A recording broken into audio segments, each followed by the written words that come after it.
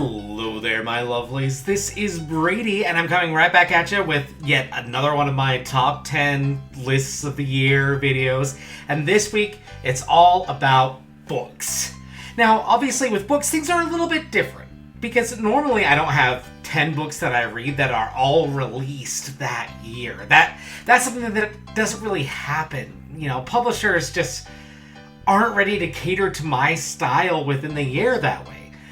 But, you know, I still have read a lot of stuff, and I want to let you guys know what my favorite stuff that I read is.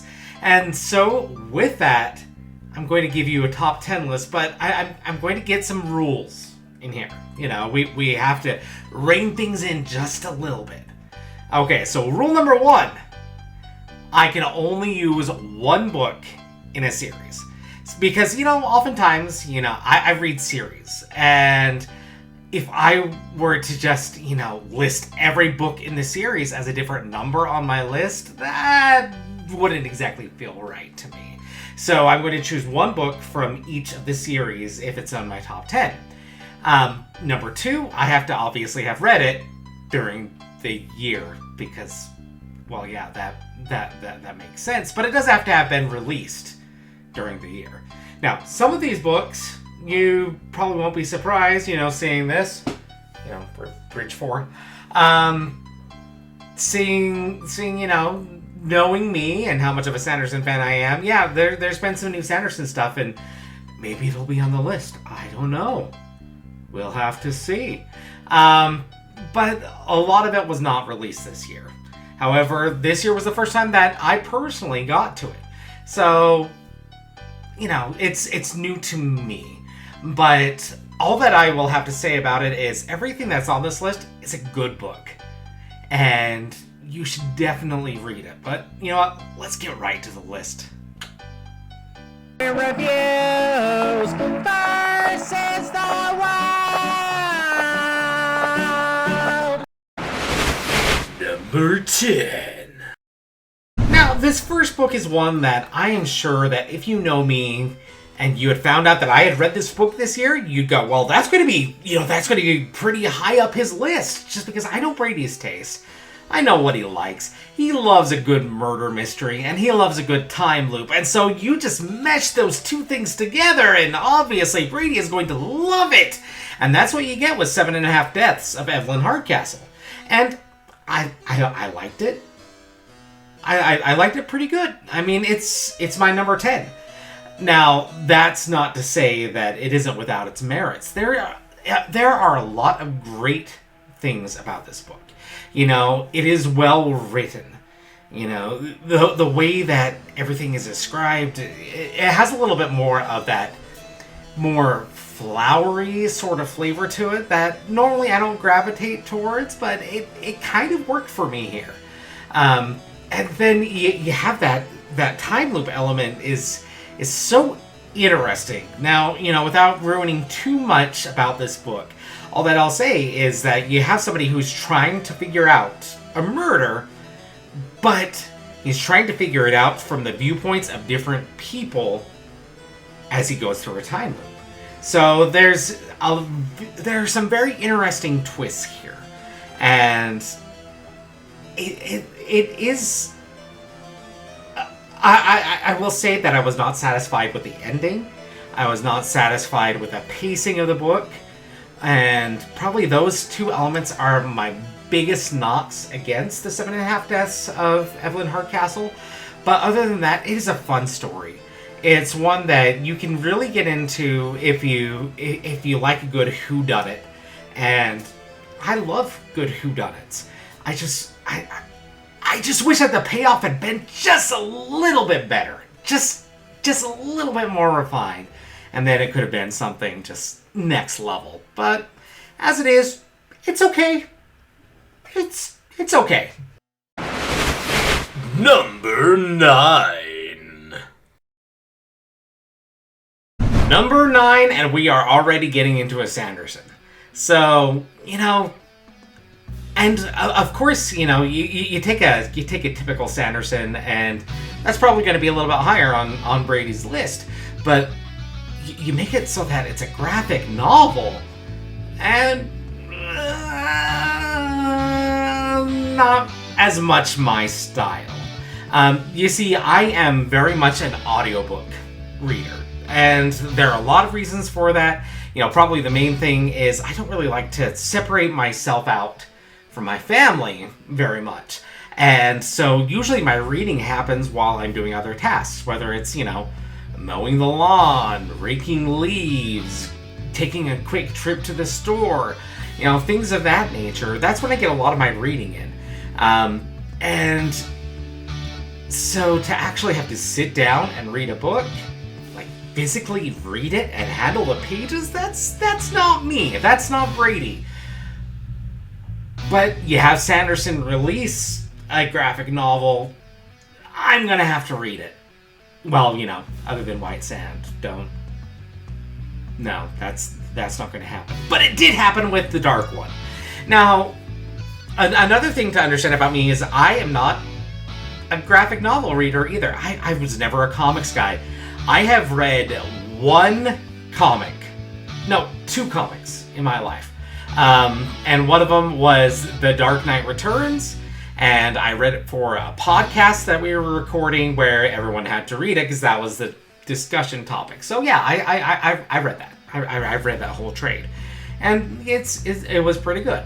And then the other big thing that I read was, oh goodness, what was that called? Just a second. Battle Chasers. That's it. Thank you, Google. Battle Chasers, which, you know, is one that I wanted to get into because there was a game coming out for it on the Switch, and, you know, I was very interested in that. So both times I had to kind of be forced into reading a comic, a graphic novel that I otherwise would not have read. And, you know, obviously the same thing goes here with Dark One, because you put Sanderson's name on it, I'm going to read it. But, you know, that's enough waffling on exactly why it is that this is not normally my thing. Let's talk about what I actually liked about it. So, The Dark One is an interesting take, and it's one that I've seen a lot of people try to do, you know, in different ways, where they try to make a villain, and they try to make the villain sympathetic, or they might try to have something from their point of view. I mean, the true story of the Three Little Pigs is probably the first time that I was introduced to such a theme, and it's one that really resonated with me as a kid, because it's like, oh, we're seeing things from their perspective. But then, you know, this year you have stuff like Cruella, you have the Maleficent movies. I mean, it's becoming kind of old hat.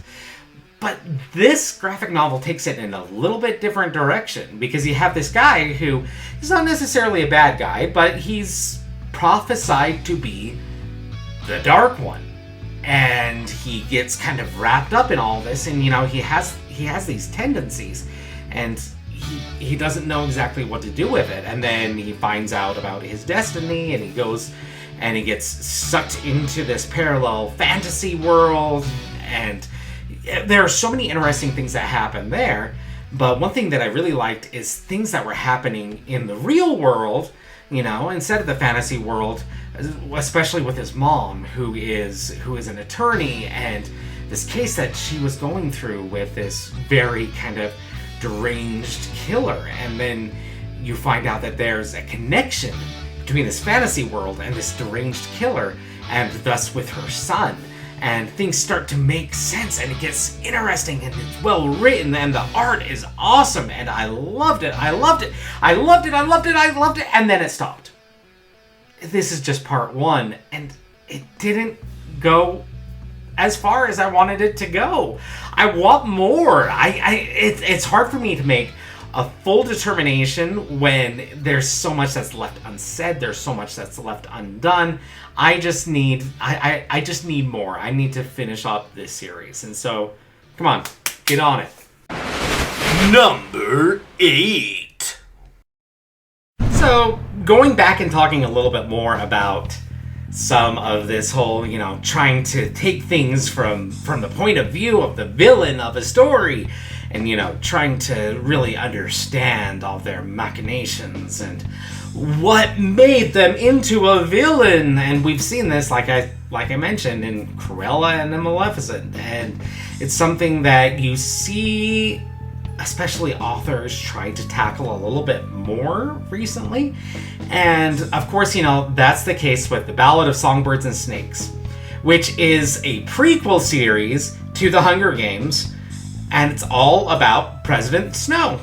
And wouldn't you know it, it's his rise and how he became a villain. And is he actually sympathetic? Is he just a victim of circumstance? And, you have that whole moral quandary there, how is this going to turn out? Well, you know how it turns out. It's a prequel. I mean, come on. Prequels in storytelling, you can get some good mileage out of it if you have things that are going to be surprising. Here, it's not really a surprise.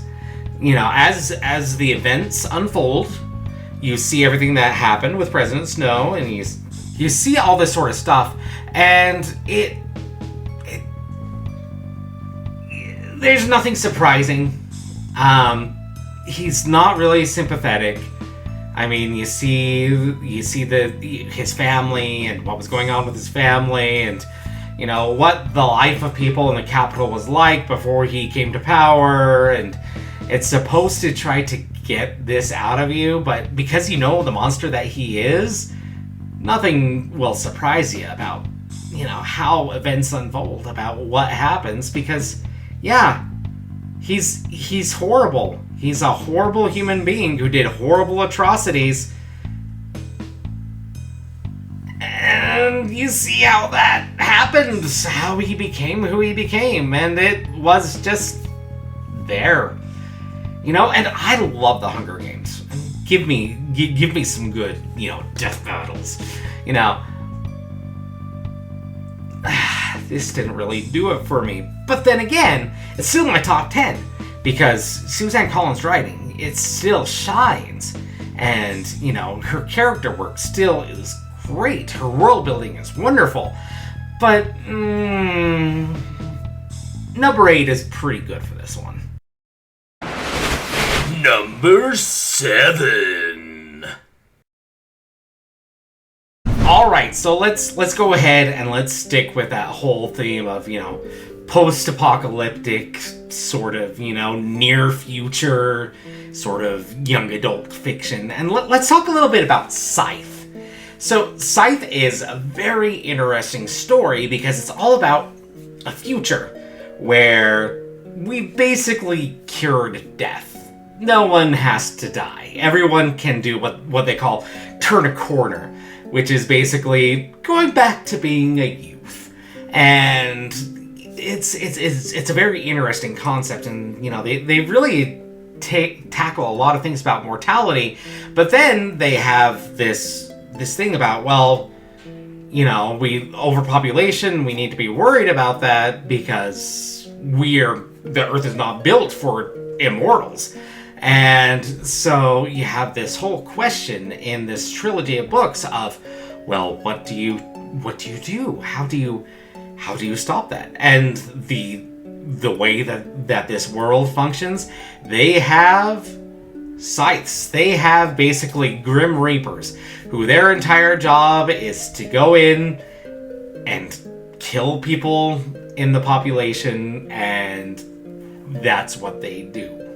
That's their job. And, killing people in a way where they can't be brought back to life. And there's all of this, there's all these interesting machinations behind things. There's this hierarchy, and, it's a mysterious organization, but you find out a lot more about how it is that they work, why it is that they work, and it's a trilogy of 3 great books.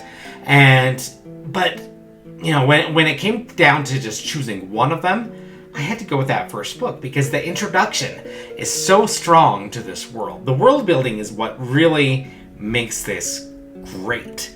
And book 2 and book 3, they built on it, and they built on it in pretty good ways. But book one is that introduction, and it's an outstanding introduction. And as far as just YA novels are concerned, you know, it takes a lot to get me, and the Scythe series, it got me. And definitely worth picking up. Number 6. So, as I mentioned, I am a reader that does everything, you know, through Audible. Audible it's kind of my home. You know, give me that good audiobook and just let me listen whenever I want. And so I don't really find myself going to comics, to graphic novels. So the only way that I was ever going to be interested in something like The Sandman is if it came to Audible. And of course, last year, Sandman Part 1 came out, and I really, really enjoyed it. The performances were outstanding. The way that they adapted a graphic novel to this format, to an audio format, is something that I really respect. And in a lot of what I do in my writing for audio dramas, you know, I've been able to pick up a lot of things because of how these books were translated into an audio format. And The Sandman Act 1 was one of my absolute favorite books of last year. In fact, I would probably have put it in the top 3. Act 2 is not quite there. It's not quite as strong. And, you know, it's hard to put my finger on exactly why that is, but I think that it's because with The Sandman Act 1, now just to kind of back up a little bit, the way that the Sandman books are written is you have a lot of individual stories that will all have their own different characters, but there's this recurring theme of Dream, the Sandman, who will have some part in the stories. Sometimes he's front and center, sometimes he's behind the scenes pulling the strings and you don't really see him until the very end. But in Act 1, it did such a great job of just keeping the themes consistent. And because of that, you end up, even though you have all these disparate stories, you know, you have them leading somewhere where it all made sense thematically. Part 2, you don't get that as much. You get some awesome stories. They may not hit as hard as some of Act 1's stories did, and the thematic elements weren't there. It wasn't as consistent and interesting in that way as Act 1 was, but they were still very good. They were still well written. They were still well acted. James McAvoy, of course, you know, absolutely rocks things. He's an amazing actor, and having him in this role is great. Kat Dennings as Death is also awesome. And I think that it's really the performances that push this forward for me. And honestly, I don't know. If I were to read the graphic novels, it'd be interesting to see exactly where I fall on the spectrum of how much I enjoy these, because I got so much enjoyment from the performances of these books that I feel like it might not quite match up to what I was able to hear, even though I know that all have outstanding art and all have seen it in its original format. But The Sandman Act 2 is great. Not quite as good as Act 1, but still great. Number 5. So, is it time yet? Is it time for another Sanderson yet? Yeah, it's time. It's time. Let's talk about Lux. Lux is an audio-only format currently, and it's a novella, so it might be a little bit of a cheat here, but it is set in the world of the Reckoners. So if you don't know the Reckoners is basically like, what if superheroes, but they're bad? And then there's then you have this resistance. And this resistance is made up of normal people, and they use technology to kind of push things forward. And you get some really interesting dynamics there. I mean, it's very similar to, if you've seen The Boys. Yeah, it's a little bit like The Boys, except for a lot more YA, and of course, because this is Sanderson that we're talking about, it gets very science-y. You get a lot of the interesting ways that abilities work. And that's part of what I enjoy most about Reckoner's books, is finding out how the magic of these characters is actually functioning. So, the thing is, you have the Reckoner's trilogy, and it is what it is. And 2 out of the 3 books are outstanding. Calamity, not exactly my favorite in my Sanderson rankings, but I do love Steelheart and Firefight. Lux, I think, is right up there. I mean, even though you can tell that this is not 100% Sanderson, you can tell that there's a little bit of an outside influence, and that's because this is a collaboration, but it's still interesting. You still get some really good dynamics. You have some good characters, and the main character here, I may actually prefer to David, who's the main character of the Reckoner's trilogy proper. The only downside I would say to this book is that it seems to peak early. Like, you're reading and you go, oh well, this is the Sanderland.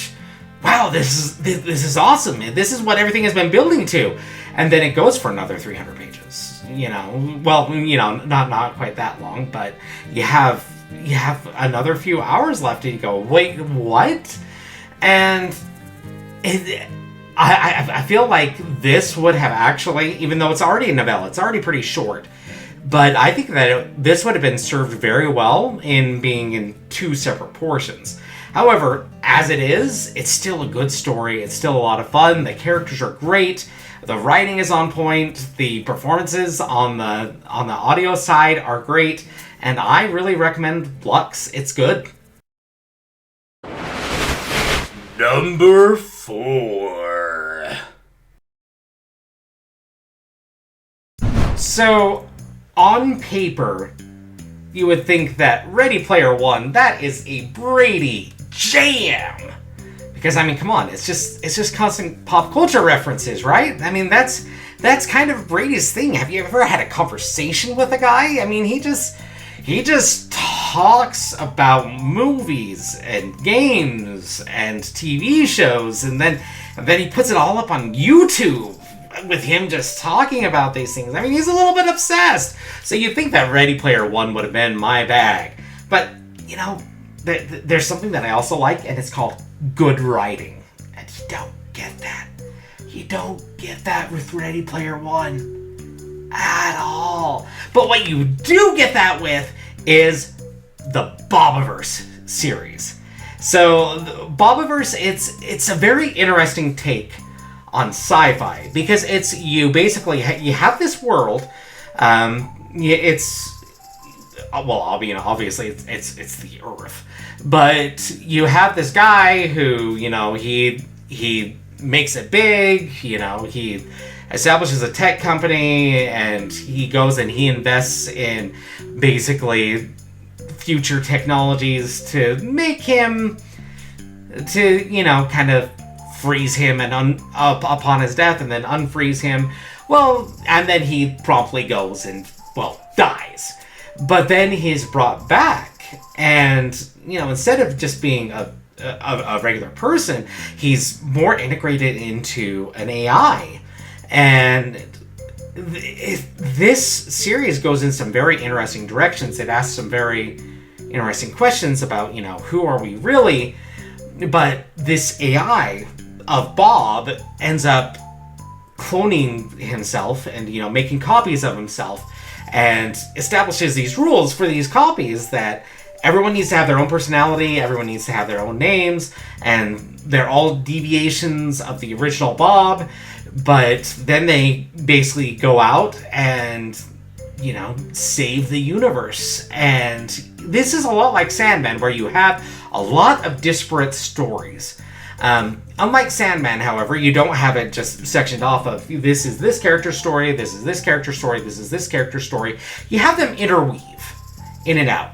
And I think that as the series progresses, it gets a little bit too much because it's kind of like what I was talking about with Sandman Act 2, where it thematically doesn't really hold together and it doesn't really mesh. But this, when it hits very hard. And you have all these different versions of Bob that end up being so interesting that you wouldn't really expect that, hey, this might be my favorite Bob here. And of all the books, I think that for We Are Many, which is book 2, is my personal favorite. And I've read the entire series this year. They're all really interesting. They go in a lot of good places. But I think that book 2 is where they really hit their stride in making a coherent narrative and still being able to go and explore all of these different worlds of these different Bobs, but have it all work back together into one coherent story.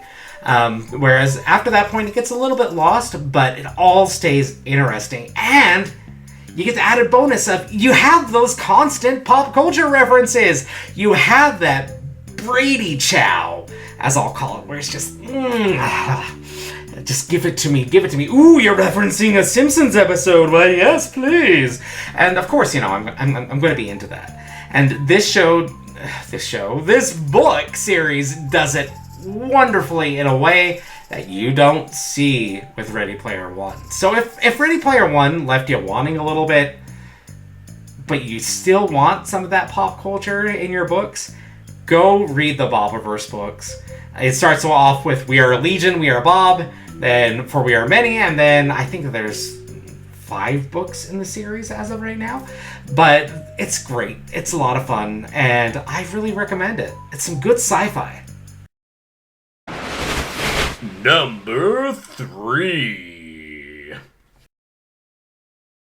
Okay, so this next book series is one that you've seen me talk about a lot in a lot of my weekly wrap-ups, and if you go back to the early part of the year, you'll see that I talked a lot about these books, and I had a lot of thoughts about them.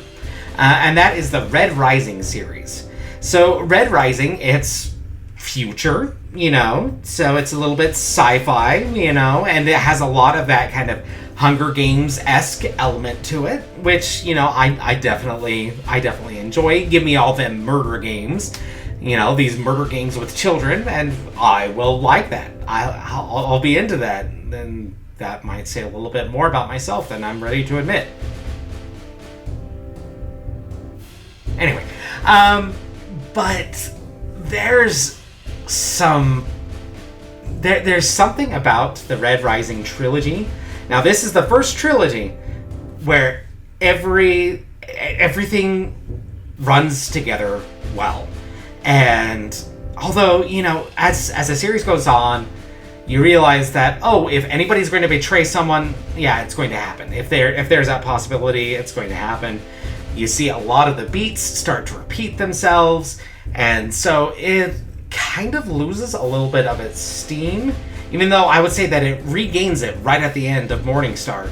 But still, the best book in the trilogy is book 1, which is Red Rising. And that's because you have a lot of that Hunger Games element, whereas books 2 and 3 go and, they broaden the horizon. Whereas book 1 is much more focused, and it's a lot stronger because of it. And you have some characters in these books that I just absolutely love. Even though Darrow, the main character, not a big fan, but you have Servo, you have Goblin, and ooh, he's one of my favorite characters just in literature. Now, what I will say is, read the Red Rising trilogy, and then stop. Do not go on to Iron Gold. Do not. It gets bad. It gets really bad. And it retroactively makes you hate the Red Rising trilogy. And you can't do that. You can't do that. Just keep that lovely little trilogy in a bundle and hold it close to your heart and go, oh, this is so sweet. I love this. And then just pretend like the other books don't exist because you don't need them. You don't need them. Just keep the trilogy. Number 2. We haven't quite hit the Sanderson quota yet. So for my number 2, I gotta do another Sanderson. And it, of course, is Cytonic. Now, Cytonic is a book that I can already tell is going to be very, very divisive. And that's because it goes in a direction that, you know, if you just read Skyward and you go, ooh, I love Skyward. I love it for these reasons. Depending on what those reasons are, you will either love the rest of where this series goes, or you will hate it. And me personally, it goes in a direction that I love because it keeps up the strong elements that I loved about Skyward. And that is the world building. That is the science, the magic behind everything. You know, it's all of those Sanderson staples, and you get the twists along the way with that world building where you get reveals on, oh, that's why this works the way that it does. Oh, that makes much more sense. And then as things click into place, that's what I love. And another thing I love is I think Spencer is a great character. And Mbot is just kind of next level character. And you keep getting Spencer, you keep getting Mbot, and they are great. What you don't get is you don't get all of those lovely cast of characters that you met in book 1 that you loved. You don't get the new group of characters that you met in group 2. And Cytonic just goes in a direction where you meet another bunch of lovable rapscallions, and you have to grow attached to them. And that's where I can tell that this is going to be kind of a controversial book, because you had such a great group of characters in book 1, and when you didn't get that in Starsight, I saw a lot of people upset about it. And then you go, oh, but in Starsight we still got some good, you know, some good side characters, and I like them. You know, Hesho's great. And then in Cytonic, you get there, and once again, it's like I lost all of those characters that I established a new bond to in book 2, and that I think is going to be tough for a lot of people. However, what I will say is that what is set up, you know, but without spoiling things, what is set up in book 3 for book 4, I think that you will be satisfied with everything. Everything, with the entire journey will come together, and you will get those characters, and you will get them all to interact, and it will be great. And Spencer's back on detritus, you know, she's back in her element, and let's finish that war. And you'll get that. It's coming. Be patient. Now, of course, you do have the Skyward novellas that have been released, and those might give you a little bit of that taste that you were craving. Personally, I haven't read them yet. That's one thing that I'm working on right now. I will say that you do not need to read the novellas in order to read Cytonic. Just, of course, you need to have read Skyward and Starsight. You may love Cytonic like I did, or you may hate it. Or you might be somewhere in the middle. You know, basically, the way that everyone feels about everything, you're somewhere on that scale. So, for me, it's my number 2. And now, ladies and gentlemen, number 1! Alright, let's finish off this list strong. So, obviously, the Shadow and Bone TV series was coming out, and I'd heard good things about the Shadow and Bone books, and so I've always wanted to get in there. I've always wanted to read it, and the series gave me a good excuse to do that.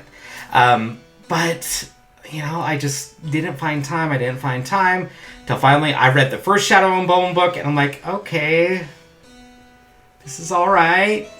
I get it. I love all the Russian references because, I speak Russian. I know what kvass is, and it's not as wonderful as you make it sound in the books. Trust me on that. But I didn't really find it grabbing me. And then I went and I jumped over to the side story of Six of Crows and Crooked Kingdom. And I'm like, that's it. That's what I want. And Six of Crows and Crooked Kingdom are both awesome. It's basically, you have your fantasy setting, okay? You have your magic, okay? Yes, I'm loving everything so far. And then you have a heist. Ooh, yeah, give me a heist. And the characters are really, really the strength. And can I just say that it is awesome to have seen that in the series, they incorporate the characters from Six of Crows into the Shadow and Bone series. Because these are characters that you can't just leave behind because they are so good. They're well written. They are deep. They are nuanced. There's so much to them. And yeah, they are criminals, but they're criminals that you sympathize with. You really get all those elements of a classic, of just a classic heist. You have your mastermind. You have your people that have these abilities, these magical abilities. You have the muscle. You have, you have a demolitions expert. Hey, why not? Let's go ahead and let's throw that cliche in of having a demolitions expert into a fantasy book. Yeah, and it's great, and it's so much better than Shadow and Bone is. I can't even begin to emphasize that, and I really want to get back into the Grishaverse. But knowing that Six of Crows and Crooked Kingdom are done, it's a tough ask to have me go back and finish the other books in the series because I know that I'm not going to get those characters that I love. I'm not going to get that heist atmosphere. I'm not going to get that little bit of that little bit of humor here and there, that little bit of, suspense, the intricate plot lines. It's not going to be there, and you're going to have, focused on badly written teenage romance instead. And I don't want that. I want the heist because Six of Crows is so damn good. I cannot emphasize just how good this book is. And honestly, you can go into it without having read Shadow and Bone at all. And you won't be lost, and you will encounter just a great story that goes in some awesome directions. And I really highly recommend Six of Crows. Reviews versus the